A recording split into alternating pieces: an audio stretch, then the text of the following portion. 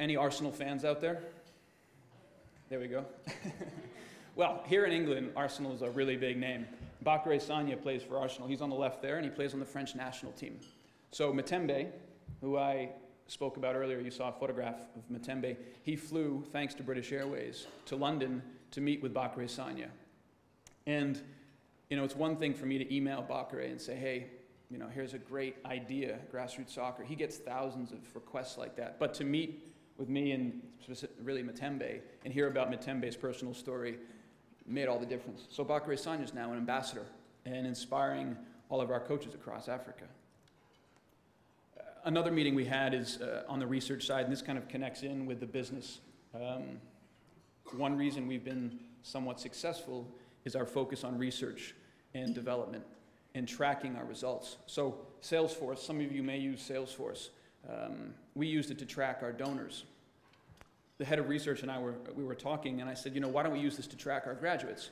So again, on a British Airways flight, he flew over to the States to meet with the Salesforce team, and they came up with a system which we now use online. So I could go online right now and track our graduates in Zambia in the past month.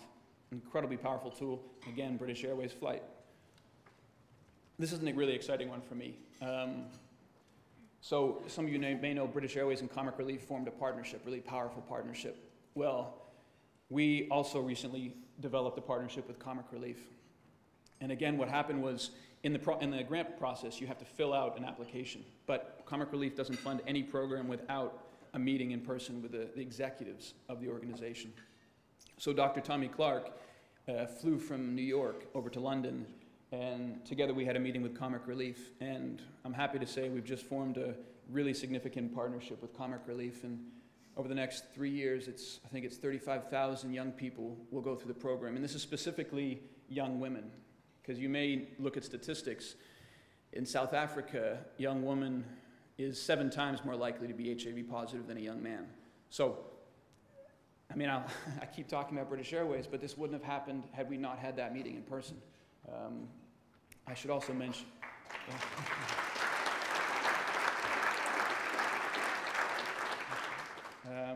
I'd just like to mention that the new head of British Airways, we'll be hearing from later, I think, was down with us recently in Cape Town, and he actually came out to this pitch, and for us to have British Airways with us, involved in the activities, you know, it's a really big deal for the coaches. I just included this photograph because she's one of my favorite coaches. She's going to be leading this new initiative. Her name's Quingy. She went through the Grassroot Soccer program, became a coach, and recently was named assistant national team coach.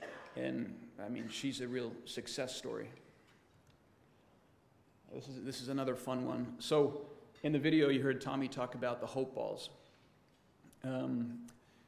Bobby Sager, I'm sure you can identify him there in the middle.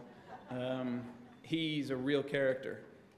There's actually a show, I think it was on HBO or something, called The Philanthropist, that's based on Bobby Sager's life. So I heard about him, and you might be surprised, but we play on dirt fields, and we go through balls really, really, really quickly. So I heard about Bobby and his indestructible balls. They call them hope balls. So I flew over to Boston. I went to his living room, which is actually the Boston Celtics parquet floor, the old parquet. He has that in his living room. As I said, he's a character. And we just chatted for about 3 hours about his trips to Africa, about these balls and how we could work together. And he said, you know what, I want to give 10,000 balls, 2010 World Cup year to Grassroot Soccer. How are we going to do that?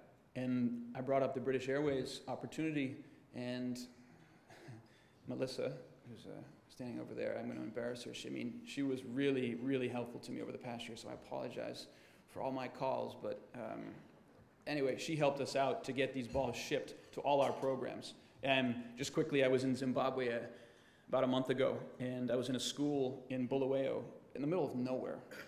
I'm talking to the assistant principal, and she says, hold on a second.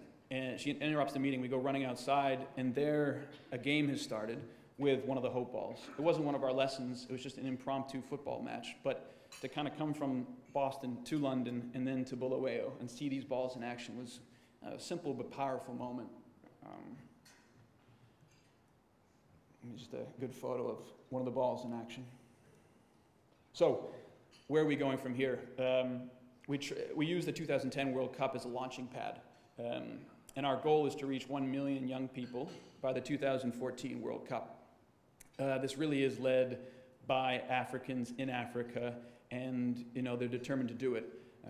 My role is to support that as best I can from London and from New York by forming these partnerships. And I think together we can really do something amazing and look back at the 2014 World Cup and say, we've achieved something incredible. And I'm happy to say that prevalence rates, specifically among young people, are on the decline, which is a big deal.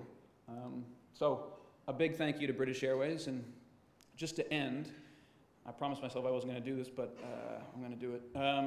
To welcome you to the Grassroot Soccer family, a tradition we have is when someone does something of importance, we give them what's called a kilo. Okay, so I want you to join me in this kilo. What I'm going to do is yell out kilo. We're going to clap 1, 2, 3, 1, 2, 3, and give out a little bit of a yell. Okay? So I've heard this is a fun audience, especially last night. Some of you had a good time. So a kilo to British Airways. Ready? Kilo. Woo! All right, thank you very much.